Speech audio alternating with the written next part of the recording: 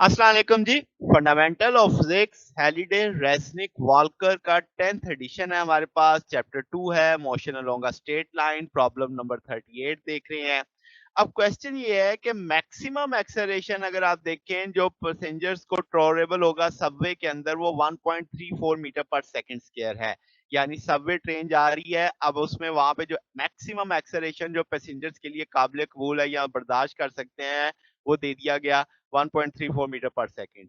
और आपके पास Subway station की जो एक दूरी दी गई वो 806 मीटर दूर है। मैक्सिमम स्पीड पूछा जा रहा है कि सबवे ट्रेन की कितनी होगी इन दो स्टेशन के बीच में। फिर ट्रेवल टाइम पूछा जा रहा है। फिर वो कहता है कि अगर ट्रेन 20 सेकंड के लिए हर स्टेशन पे रुके तो एवरेज स्पीड विदाउट ट्रेन की फ्रॉम स्टार्टअप टू नेक्स्ट।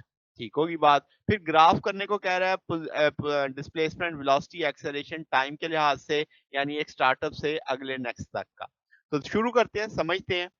अब जनाब सिचुएशन के मुताबिक अगर हम अज्यूम करें कि आपके पास ट्रेन एक्सेलरेट करती है रेस्ट से, यानी पहले स्टेशन से तो रेस्ट पे खड़ी होगी ना, तो वी नॉट यानी इनिशियल वेलोसिटी जीरो है, उस वक्त डिस्प्लेसमेंट भी जीरो है। एक्सेलरेशन जो बनेगा उसका वो वन प्लस के साथ मैंने लिखा है कि 1.34 मीटर पर सेकंड स्क्वायर। और आपके पास फाइनल वेलोसिटी भी कितनी है, जीरो है। v2 को भी मैंने जीरो कर दिया क्योंकि उसने वो रेस्ट पे आ जाना है जहां पे भी वो स्टेशन पे रुकेगी। तो हम कहेंगे टोटल पाथ को दो हिस्सों में ले लेते हैं। जब गाड़ी पहले चलना शुरू करेगी, फिर गाड़ी जब रुकना शुरू करेगी। तो जब चलना शुरू करेगी स्पीड बढ़ रही होगी, जब रुकना शुरू करेगी स्पीड कम हो रही होगी। तो हम कहेंगे दो डिस्टेंस जो होंगे ये आपके पास इक्वल और मैग्नीट्यूड वाइज उनका एक्सेलरेशन यानी बराबर हम लेंगे। ठीक है, मिड पॉइंट देखते हैं। 806 को 2 पे डिवाइड करेंगे, 403 मीटर। इसका मतलब 400 0 से 403 मीटर तक वेलोसिटी बढ़ रही होगी, अगले 403 मीटर से 806 मीटर तक वेलोसिटी कम हो रही होगी।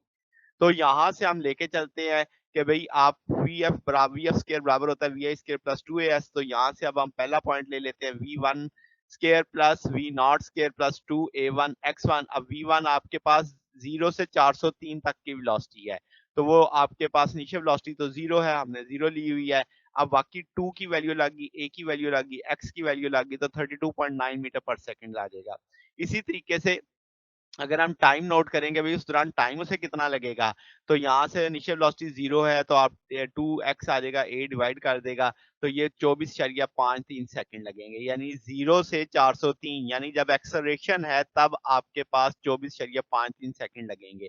अब चूंकि हमने माना था शुरू में कि आपके पास इक्वल है मैग्नीट्यूड जैसे एक्सेलरेशन का, तो मैंने टाइम जितना बढ़ने में लगेगा उतना कम होने में लगेगा।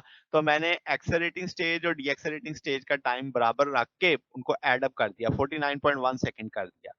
अब सवाल जो था हमारे पास ए पार्ट कि अगर 20 सेकंड रुकते हैं तो हम कहेंगे डेड टाइम 20 सेकंड है, तो इसका मतलब अब आपके पास टी प्लस 20 69.1 सेकंड आ जाएगा। तो टोटल टाइम बिफोर स्टार्टअप की अगर हम बात करें तो 806 डिवाइडेड बाय 69.1 तो 11.7 मीटर पर सेकंड आ जाएगा। तो उसकी स्पीड भी हमें पता लग गई। ग्राफिंग की बात करें तो आपके पास चूंकि उसने 806 मीटर तक गया है, तो आपके पास यहाँ से जीरो से शुरू होकर आप देख सकते हैं इस तरीके से वैल्यू आ जाएगी। अब आप इसमें डिस्प्लेसमेंट वाली इक्वेशन में वैल्यू डाल सकते हैं, यहाँ पे आप इसके थ्रू भी चल सकते हैं। फिर आपके पास देखें जाए अगर हम वेलोसिटी की बात करें तो वेलोसिटी में आप देखो पहले कितना 24.53 सेकंड तक वेलोसिटी बढ़ रही है, अगले 24.53 सेकंड तक वेलोसिटी क्या हो रही है, कम हो रही है। तो यूनिफॉर्म इंक्रीज और डिक्रीज दिखाया गया क्योंकि एक्सेलरेशन कांस्टेंट दिखाना है आपको। फिर अब आप देखो कि पहले 24.3 सेकंड तक कांस्टेंट एक्सेलरेशन है, फिर एक्सेलरेशन ने अपनी डायरेक्शन चेंज की है, अब वो नेगेटिव हो गया है, फिर इसी तरीके से वो रेस्ट पे आ गया आपके पास। तो ये बेसिक अप्रोच है आपके पास। एक्सेलरेशन की भी आप देख सकते हैं कि आपने एक्सेलरेशन भी फाइंड आउट कर सकते हैं, वेलोसिटी भी और डिस्प्लेसमेंट भी।